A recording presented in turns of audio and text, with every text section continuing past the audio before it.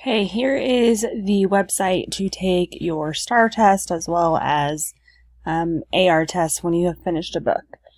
It is linked in your Symbaloo if you are in elementary school, and if you are in grades 7 through 9, you've had an email sent to you for this website. So I am just going to click now on I am a student.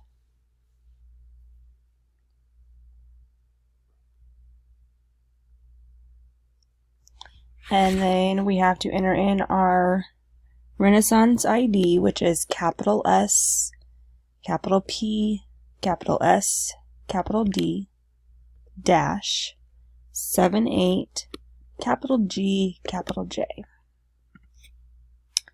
And then your teacher will give you your username. And your password is usually your lunch number, but your teacher will give that to you as well. I'm going to click login.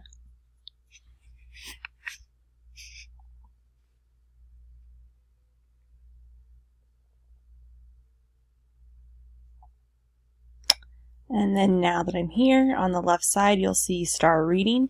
You will click on that.